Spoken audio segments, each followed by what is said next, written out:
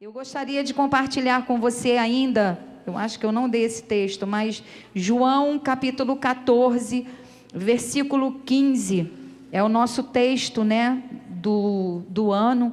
Ele diz assim: se vocês me amam, obedecerão aos meus mandamentos. Você ama o Senhor?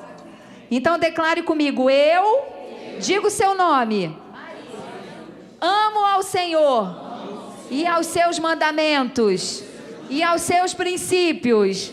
Nós precisamos declarar isso, que nós amamos ao Senhor e nos submetemos aos seus princípios e aos seus mandamentos, amém? É interessante que os fariseus, esse grupo, ele foi criado com uma boa intenção. A intenção deles era proteger o judaísmo para que ele não fosse alterado, para que ele não fosse comprometido. O grande problema foi que eles começaram a criar leis humanas, não as leis de Deus, e eles mesmos não conseguiam se submeter às próprias leis que eles criavam. E eles não toleravam o erro dos outros, mas toleravam os seus próprios erros. Então, nasceu para ser uma bênção, foi criado para ser uma bênção, tinha um propósito, mas não cumpriu o propósito, que foi proteger o judaísmo, proteger as pessoas e amar as pessoas e cumprir a palavra de Deus. Então, que todos nós que amamos ao Senhor e amamos aos seus mandamentos e aos seus princípios, possamos nos submeter ao Senhor, aos seus princípios e aos seus mandamentos. Eu quero continuar compartilhando com você uma palavra que Deus trouxe ao meu coração e eu iniciei lá no retiro. Interessante, sobre Romanos, no livro de Romanos.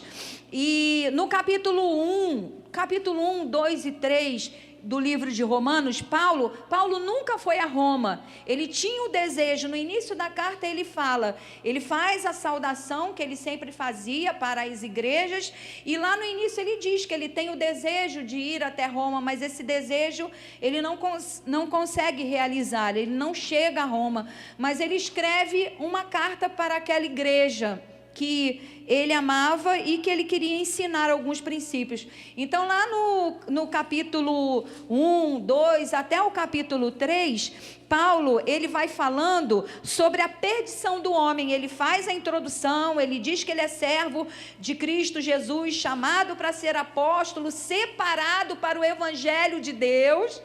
E aí ele dá aquela introdução, ele dá aquela saudação, e ele começa a falar algumas coisas para aquele povo, falando sobre a ira de Deus, sobre o pecado do homem. Então, até o capítulo 1, capítulo 2, capítulo 3, Paulo fala acerca da perdição do homem, tanto de judeus quanto de gentios. E ele fala, olha o que Paulo diz, capítulo 2, versículo 17, diz assim: ora, você que leva o nome judeu, apoia-se na lei e orgulha-se de Deus. Você conhece a verdade de Deus e aprova o que é superior, porque é instruído pela lei. A lei, ela me protege. A lei, ela revela, ela mostra para mim o que é errado, o que eu não devo fazer. Então Paulo está dizendo assim, no versículo 19: você está convencido de que é guia de cegos, luz para os que estão em trevas, instrutor de insensatos, mestre de crianças, porque tem na lei a expressão do conhecimento e da verdade. Essa verdade é a aletheia, é aquela verdade que eu falei no retiro, que é a verdade em relação a todas as coisas, em relação a Deus e ao homem. Aquele texto também que fala: e conhecereis a verdade, e a verdade vos libertará. Essa verdade me liberta quando eu conheço quem Deus é, e em Deus eu conheço quem eu sou. Frágil, pequena, vaso de barro, e que preciso da manifestação do Espírito Santo na minha vida. Eu reconheço quando eu me apresento diante de Deus. Essa verdade, ela me liberta. Por que que ela me liberta? Porque eu conheço Deus, eu passo a conhecer ao Deus em quem eu acredito, a quem eu entreguei a minha vida, e eu passo a conhecer a humanidade que habita em mim. Eu passo a conhecer, eu passo a observar as virtudes, mas eu também passo a observar o pecado que há em mim.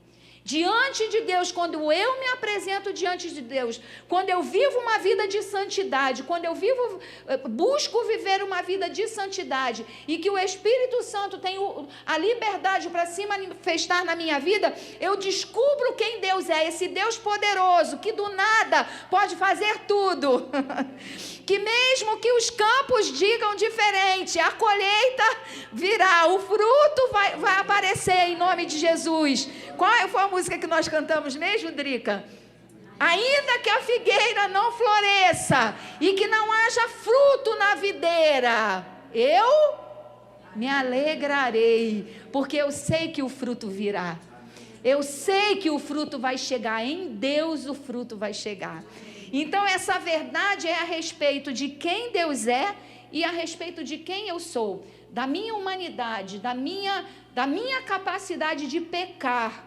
E como diz, nós vamos ler lá no capítulo 7 de Romanos, fazer o que eu detesto, fazer o que eu não queria fazer. Me leva, né? E ele diz assim no 21, e então? Ele está falando, né, dos judeus, daqueles homens que conheciam as leis, que Paulo está dizendo aqui, vocês dizem que vocês são guias de cegos, que vocês cuidam de crianças, que as pessoas não amadurecem, que as pessoas não crescem. Então vocês dizem que vocês têm maturidade para lidar com essa situação toda. E aí ele fala, né? Instrutor de insensatos, mestre de crianças, no 20. Porque tem na lei a expressão do conhecimento e da verdade. E então, de quem que ele está falando? Desses judeus que conheciam as leis, mas toleravam os próprios erros. Condenavam o outro, apontavam o dedo para o outro, apontavam o dedo para os gentios, mas eles mesmos não tinham a capacidade de cumprir um mandamento estabelecido pelo Senhor ou por eles mesmos, né? Então, o texto continua dizendo assim, e então, você que ensina os outros, não ensina a si mesmo? Pesado, né? Está dizendo, você que acha que você é o tal, o bombom da história, você não consegue ensinar a você mesmo?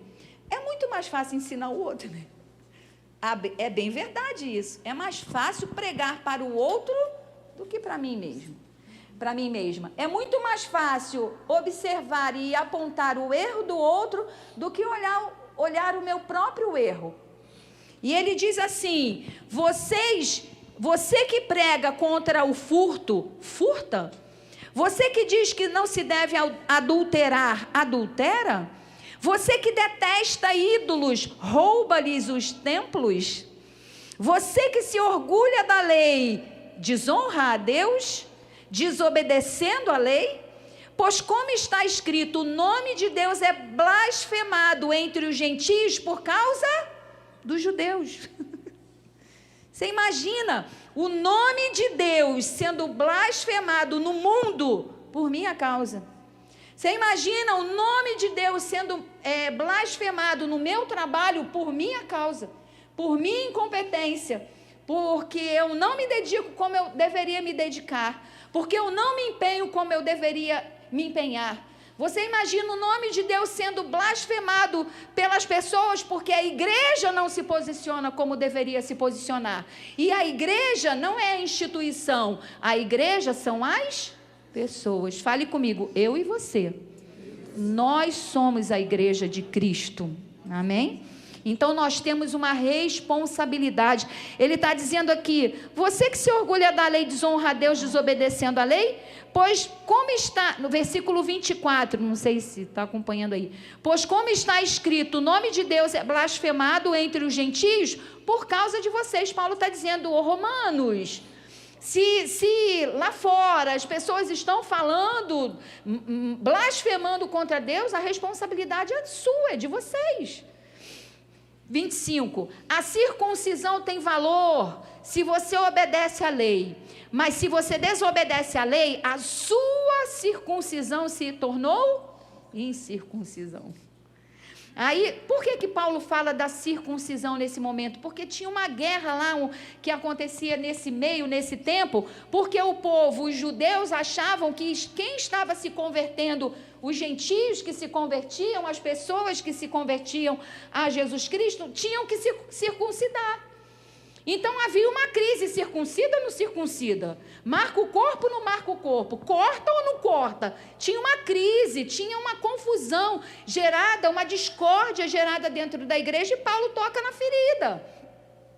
E ele fala assim: se aqueles... se você desobedece à lei, sua circuncisão se tornou incircuncisão. 26.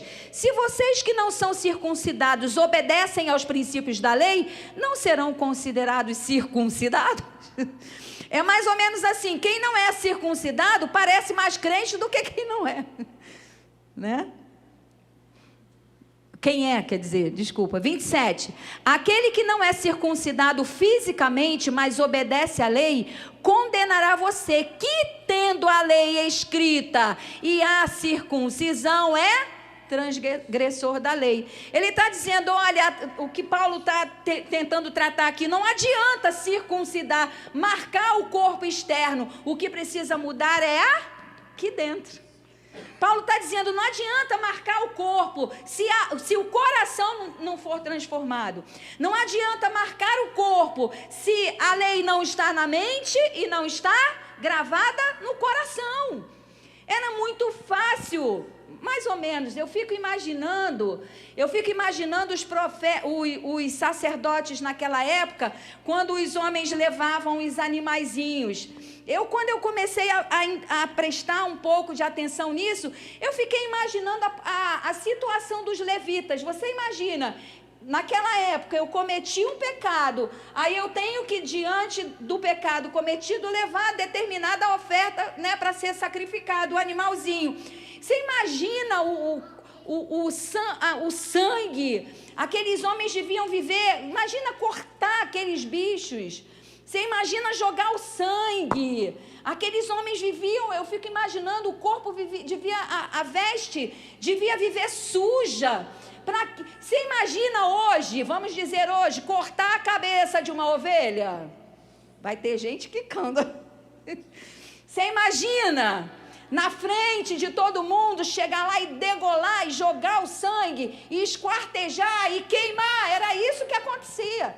Você imagina a situação do levita, vendo aquilo? Tá bom, para o levita eu acho que deveria ser muito difícil. Eu acho que devia ser uma experiência para alguns muito traumática, né? Mas muito mais fácil para quem, principalmente quem tinha condição. Eu estou devendo quanto? 10 ovelhinhas? Então vamos lá, ovelhinha, vamos lá, vai lá. Entrego, viro as costas e vou embora. O meu coração não muda. Eu tenho condição de pagar a oferta, mas a oferta não tem, o animal entregue para ser degolado não tem o poder de mudar o meu coração. É isso que Paulo está dizendo aqui. Olha, circuncidar no corpo somente, no que é externo, isso não importa. O que importa é o coração mudado. O que importa é a lei gravada hoje na minha mente e no meu coração. É isso que importa, porque se não estiver, eu sou tão incircuncisa como aqueles que não conhecem a Deus. E aí Paulo vai falando assim, 27, aquele que não é circuncidado fisicamente, mas obedece à lei, condenará você, que tendo a lei escrita e a circuncisão é transgressor da lei. Você imagina o nosso vizinho, se nós damos um mau testemunho?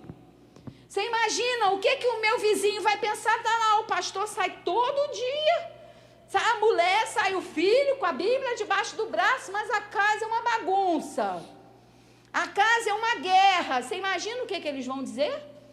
Você imagina no seu trabalho, quem sabe que você olha o crente, lá vai o circuncidado, lá vai o crente. Você imagina que situação, que testemunho que nós damos?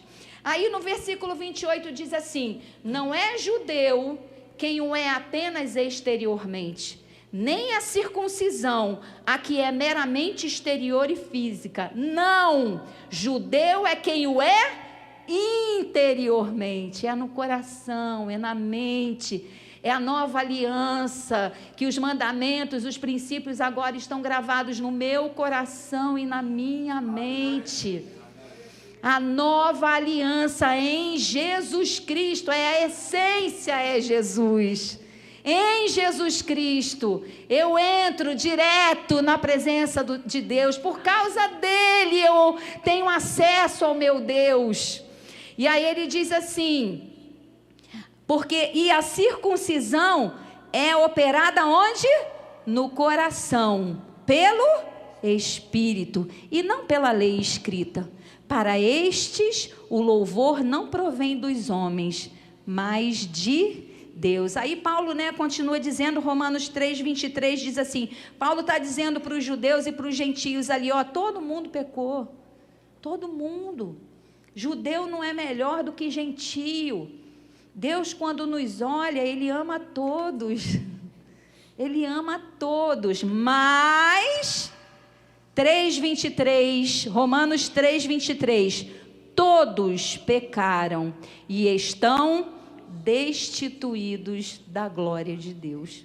Então, até o capítulo 3, ali, Paulo vai tratando sobre isso, falando, olha, gente, o judeu não é melhor do que o gentio não é melhor do que o judeu, a circuncisão precisa ser no coração, a palavra de Deus precisa estar dentro de você, a graça do Senhor, vocês precisam receber essa graça de Jesus, que faz com que vocês sejam justificados, em Cristo Jesus nós somos justificados.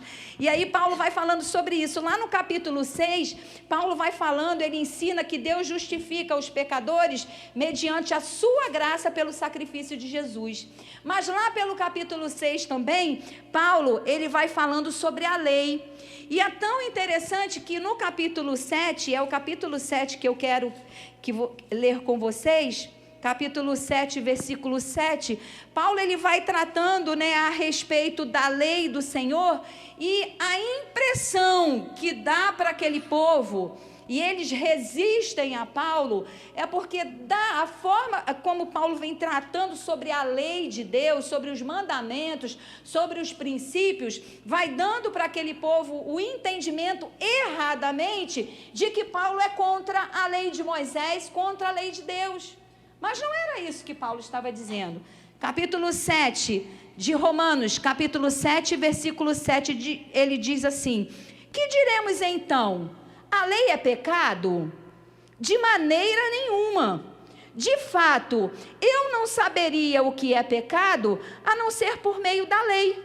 Pois na realidade, eu não saberia o que é cobiça, se a lei não me dissesse, não cobiçarás. A lei, ela veio, Deus trouxe a lei naquela época de Moisés, que Deus dá a Moisés os mandamentos. Deus dá os mandamentos para mostrar para o povo que o povo estava meio perdido, o povo estava entrando em conflito com o seu próximo, porque não havia, eles não sabiam, não se dava nomes. Então Deus fala, não cobice, não mate, não roube, não amaldiçoe seu pai e sua mãe. Honre a Deus, não adore aos outros ídolos. E Deus vai dando. Então Paulo está dizendo aqui, olha, a lei é pecado? De maneira nenhuma. De fato, eu não saberia o que é pecado a não ser por meio da lei. A lei diz para mim o que eu posso fazer, o que eu devo fazer e o que eu não devo fazer. Paulo está dizendo, eu não estou dizendo que a lei está errada. Sabe qual é o problema? Aquele povo, eles não conseguiam entender que a lei, aquele tempo da lei foi bom até o tempo. O tempo da lei serviu, foi bom até o momento em que a nova aliança veio. Era só isso. A nova aliança não invalida a lei de Moisés. Esse é o nosso grande problema.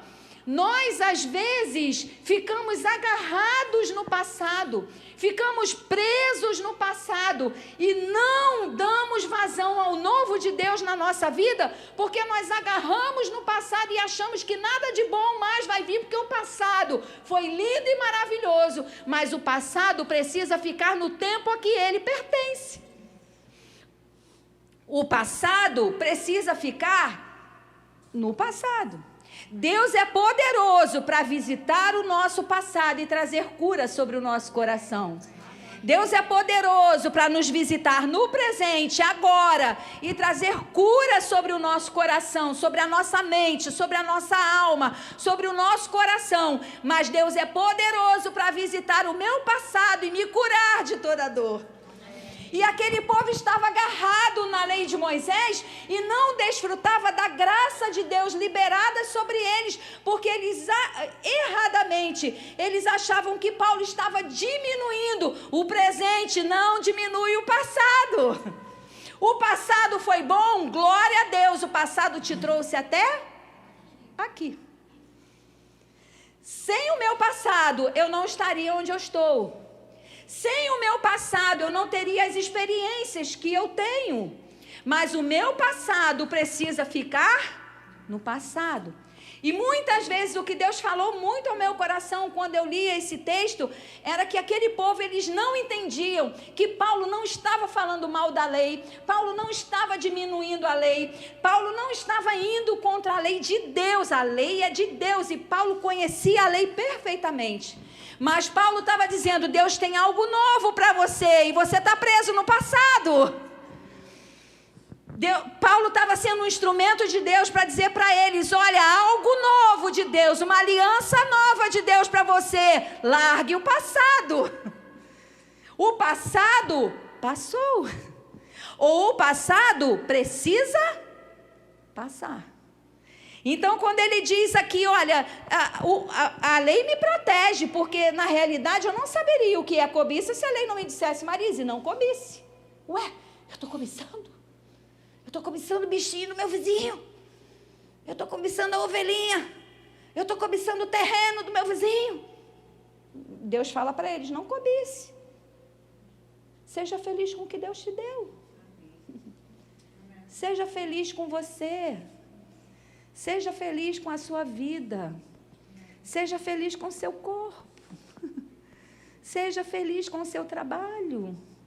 Seja feliz com a sua família. Seja feliz com a sua casa.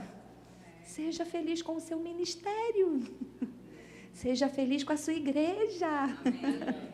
Seja feliz. Porque Deus tem algo novo. E aí ele diz assim, versículo 12, capítulo 7, diz assim, de fato, a lei, olha o que Paulo está dizendo, olha, vocês estão dizendo que eu estou dizendo que a lei é ruim, que a lei de Deus não presta? Vocês estão querendo dizer que eu estou dizendo que a lei de Moisés não valeu de nada? Que a lei de Moisés não serviu para nada, não tinha propósito para o homem a lei de Moisés? É isso que vocês estão dizendo? Aí Paulo diz assim, de fato, a lei é santa, o mandamento é santo, justo e bom. Porque o mandamento me protege. Lembra que nós lemos lá no capítulo 14 de João? Eu amo os teus mandamentos, ó Deus, porque os teus mandamentos me protegem. Os teus mandamentos me curam. Os teus mandamentos me mostram o caminho certo a seguir. Os teus mandamentos são bons para a minha vida. Aí ele está dizendo, de fato, a lei é santa. O mandamento é santo, justo e bom. E então, o que é bom se tornou morte para mim? Paulo está dizendo, de maneira nenhuma. Versículo 14, para a gente adiantar. Sabemos que a lei é espiritual, eu, contudo, não sou, pois fui vendido como escravo. Olha que coisa interessante. Pois fui vendido como escravo. Eu anotei alguma coisa aqui a respeito disso, sobre o vendido. Vendido, inteiramente dominado pelo amor ao pecado. É isso que Paulo está dizendo aqui no original. Quando ele está dizendo assim, sabemos que a lei é espiritual, contudo eu não sou, pois fui vendido como escravo ao pecado. Olha que coisa. Paulo está querendo dizer no original assim, fui inteiramente dominado pelo amor ao pecado. E ele diz assim, 15, não entendo o que eu faço, pois não faço o que eu desejo, mas o que eu odeio. E cantamos isso aqui, né? É uma canção assim hoje, né? E se faço o que não desejo, admito que a lei é boa. Nesse caso, não sou mais eu quem o faz, mas o pecado que habita em mim. O pecado me faz errar o alvo. O pecado me faz desviar do caminho da retidão, da honra. Me faz errar o alvo e me faz andar no erro. Algumas anotações que eu fiz aqui. O pecado, ele é ruim para a minha vida, por quê? Porque ele me desvia do caminho da retidão. Porque ele me tira do caminho de uma vida santa, reta, digna, que Deus oferece para mim nessa nova aliança. E ele diz assim, 18, sei que nada de bom habita em mim. Não é? Foi isso que nós cantamos? Nada de bom encontrará. Cantamos isso, né? Sei que nada de bom habita em mim, isso é, em minha carne, porque tenho o desejo de fazer o que é bom, mas não consigo realizá-lo. Que luta que nós vivemos, não é verdade? Você vive essa luta às vezes? Às vezes eu paro e falo, poxa Deus, eu não queria sentir isso. Às vezes eu falo, eu não queria falar isso para minha filha, para o meu filho, para o meu genro, para o meu marido. Mas eu falo. Eu firo, eu machuco. E às vezes a gente não combinou nada. E a Drica cantou essa canção, né? E foi o que eu falei essa semana inteira para Deus, sabe? Me muda, Deus, me muda. Porque eu quero ser uma bênção. Eu sei que você quer ser uma bênção. Você quer ser uma bênção, não quer? Então declare comigo assim, Senhor, eu quero ser uma bênção nas tuas mãos. Amém. Aí ele diz assim, sei que nada de bom habita em mim, isso é, em minha carne, porque tenho o desejo de fazer o que é bom, mas não consigo realizá-lo. Pois o que faço não é o bem que eu desejo, mas o mal que eu não quero fazer, esse eu continuo fazendo. Ora, se faço o que não quero, já não sou eu quem o faz, mas o pecado que habita em mim. A gente pode ler esse texto e achar, então não sou eu, é o pecado. Eu tenho responsabilidade. Eu sou uma mulher de 59 anos. Eu sou responsável pela minha vida. Eu sou responsável pelo que eu sinto, eu sou responsável pelo que eu falo, eu sou responsável pelo que eu falo, pelo que eu sinto, da forma como eu me conduzo. Ninguém é responsável por isso. Eu sou responsável sobre a minha vida. Nós somos responsáveis. Não tem nenhuma criança aqui. Todos nós somos responsáveis. Tem a Malu ali, que é a mais novinha, né? O João. Está ali, são os mais novinhos. Versículo 21. Não, eu quero... É interessante, eu vou passar direto para o 24. É interessante que Paulo vem falando tudo isso, né, com os romanos. Ele vem falando tudo sobre o pecado, sobre a iniquidade, sobre a forma errada de se relacionar com as pessoas por causa do pecado. E é como se Paulo fosse querendo que saísse um grito de dentro dele, né? É como se Paulo ele fosse querendo, falando isso tudo até o capítulo 6, para chegar no capítulo 7, lá no versículo 24, e dizer, miserável homem que sou. Miserável homem que sou, porque eu estou numa luta. Não faço o bem que eu quero, mas o mal que eu detesto, e se eu faço, eu sou um miserável, não tem outra, né? Como se ele quisesse gritar isso. Nós somos miseráveis quando ficamos nessa luta e não damos vazão ao Espírito Santo para nos mudar, né? Aí ele diz assim, quem me libertará do corpo sujeito a essa morte? Lá no retiro eu falei um pouco sobre isso, mas o pecado, essa morte, Lá no retiro eu não falei, mas eu anotei umas coisas aqui. O que significa essa morte? Vamos estar lá. Que ele fala assim: quem me livrará do corpo dessa morte? Não, está na frente. E essa morte, no original, ela se refere, essa morte lá do versículo 24, quem me livrará do corpo dessa morte, ele se refere à ideia implícita de miséria futura no inferno.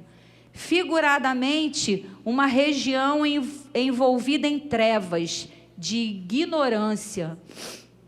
Eu estava lendo um livro que eu gosto muito, um livro muito antigo do Mike Murdock, mas que de vez em quando eu releio esse livro, e ele fala que ele andou por muitos lugares que havia muita ignorância. Inclusive, ele fala até uma cidade lá, que não tem necessidade de eu falar agora, e ele fala que ele andou por essa cidade e ele viu muita ignorância.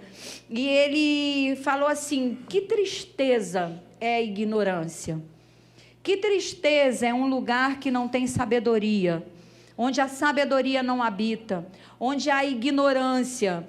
E aí é interessante que ele fala assim, que ele ama a sabedoria, porque a sabedoria descortina algumas situações e tira o homem da ignorância, né?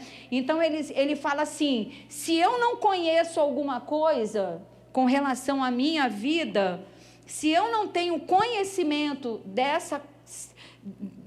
de algo na minha vida, eu não celebro. E ele diz que se eu não celebro, eu não sou recompensada.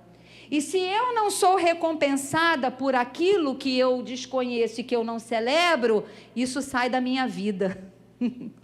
Interessante. Então a palavra de Deus diz que se eu conheço a verdade me libertará.